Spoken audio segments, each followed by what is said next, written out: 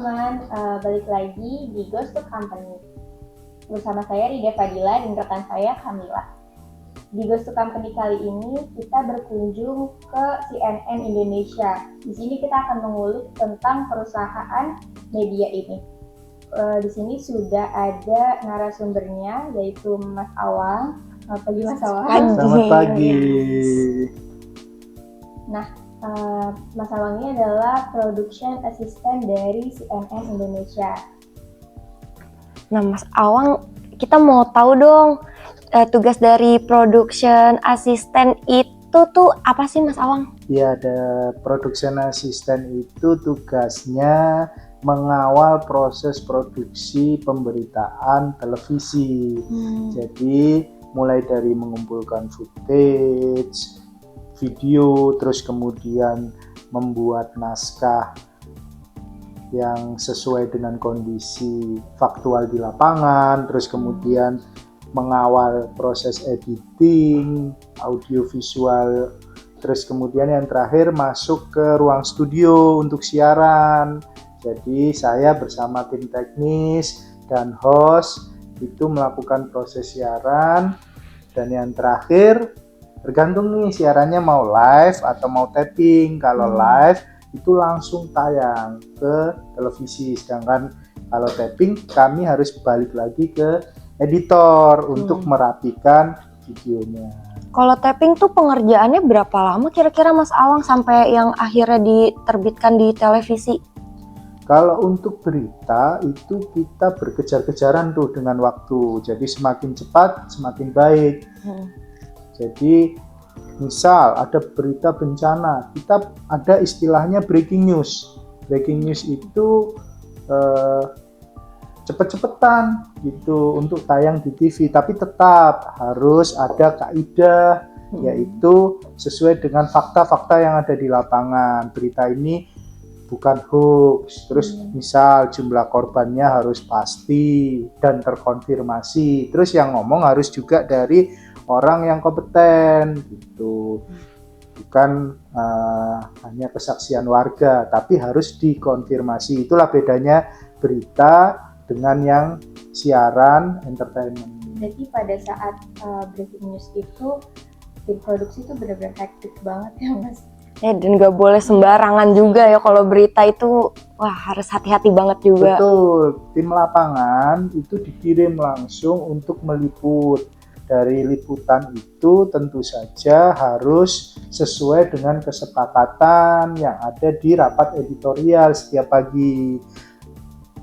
Jam 10 pagi kami memulai agenda dengan editorial meeting. Dari editorial itu disepakati hari ini TV CNN mau memainkan headline apa.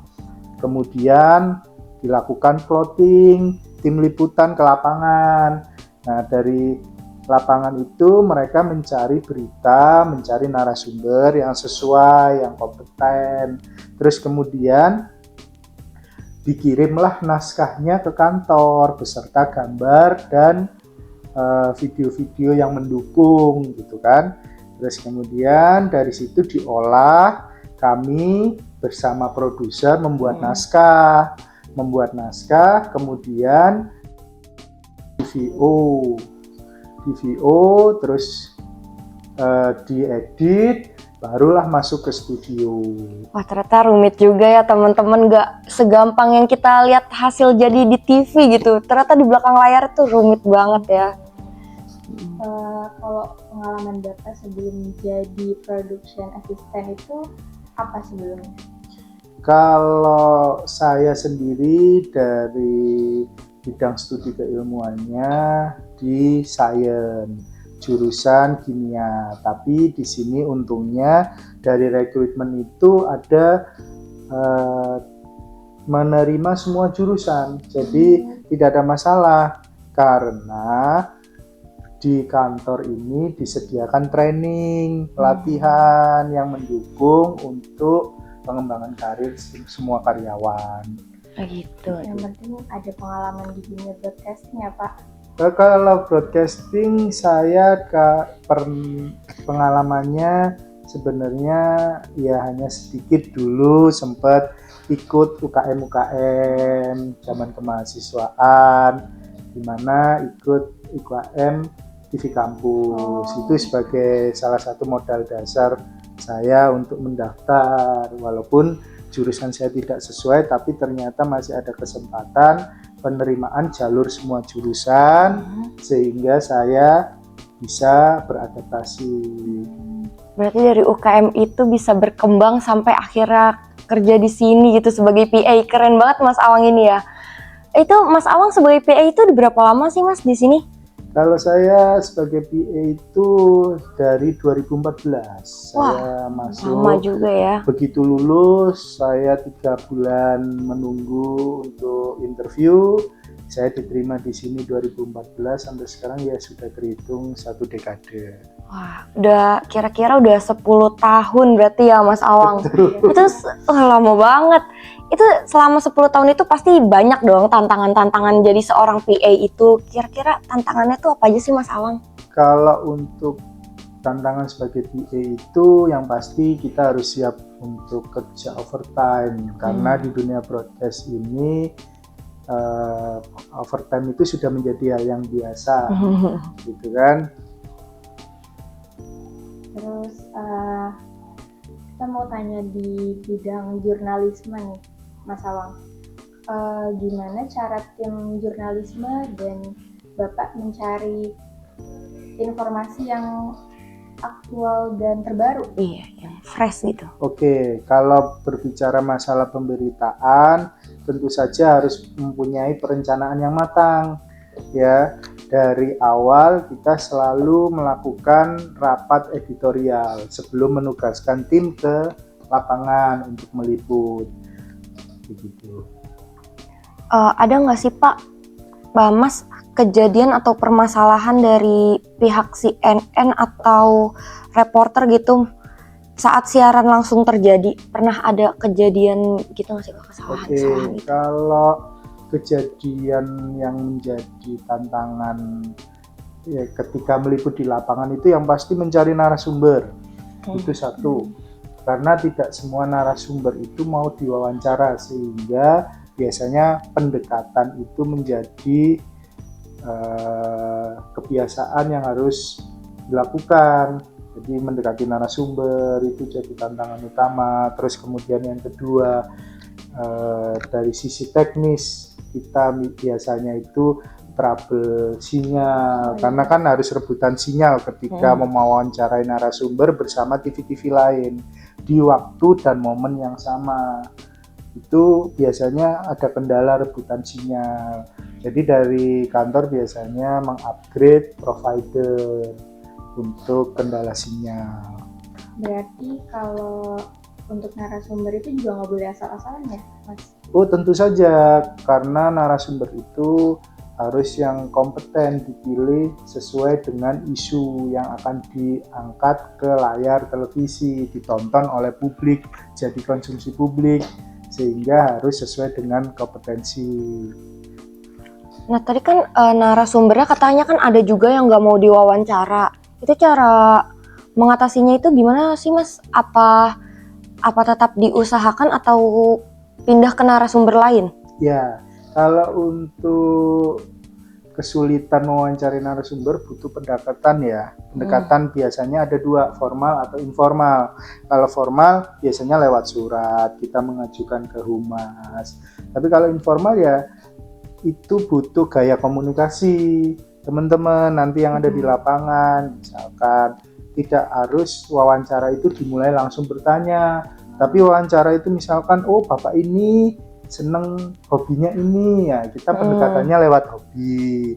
Oh bapak ini kegiatannya setiap hari dia selalu ke kantor, kesini kita harus mempelajari mengikuti lah. Iya. Kita yang menyesuaikan si narasumber betul, gitu. menyesuaikan. Nah, kan TV ini sekarang persaingannya ketat juga ya, Mas. Kalau misalnya income tambahan itu ada nggak sih mungkin ada event atau apa di luar dari TV-nya? Oke, kalau dari TV kita mengandalkan pemasukan itu memang dari sponsorship. Jadi yang tayang di TV itu ada sponsor masuk, ya kan, pasang iklan di tempat kami, bayar, itu pemasukan. Tapi akhir-akhir ini memang industri media sempat mengalami tren penurunan, sehingga pemasukan itu mulai berkurang. Nah, dari pihak manajemen berusaha untuk membuat terobosan dengan membuat skema departemen baru, event management, untuk mengatasi persaingan bisnis yang semakin banyak media gitu kan. Kami bikin yang namanya event management.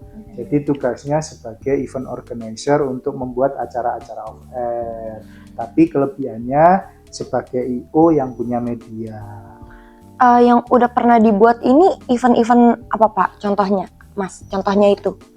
Pernah membuat apa gitu? Event manajemen CNN itu awalnya memang baru berdiri 1-2 tahun yang lalu. Masih baru banget. Masih baru. Nah, kalau event-eventnya sih baru.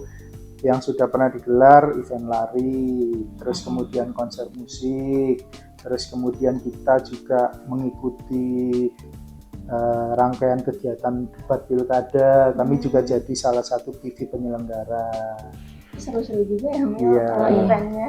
Iya, walaupun masih baru tapi udah lumayan gitu eventnya dan seru-seru gitu. Nah, gimana sih cara menangani, mungkin kalau ada kesulitan-kesulitan di divisi baru ini, gimana sih Pak cara menanganinya?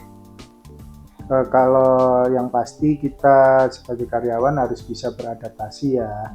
Kita harus punya kemampuan untuk fleksibel dan serius dalam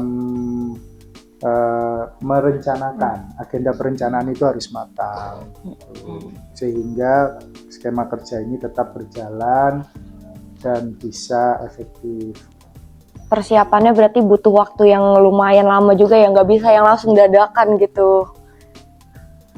Oke, segitu dulu mungkin podcast kita bersama Mas Awang. Kita juga tadi udah mengulik tentang gimana sih program TV ini tuh berlangsung, baik yang di depan kamera ataupun di belakang layar, gimana rumitnya juga kan ya, Da? Ya, tadi kita udah ngomongin tentang CNN Indonesia, terus juga production assistant dan penyiaran jurnalisme. Menarik banget, jadi bertambah gitu wawasan kita. Ya, kita juga tahu di sini ternyata ada divisi baru, divisi event management gitu, yang event-eventnya tuh udah bagus-bagus gitu, ada konser, ada lari, ada pilkada juga bahkan. Nah, terima kasih banyak buat Mas Awang yang udah menyempatkan waktunya. Iya, sharing sama-sama. di Ghost to Company kali ini. Saya Rida Fadila dan rekan saya Kamila pamit undur diri dan terima kasih. Bye-bye.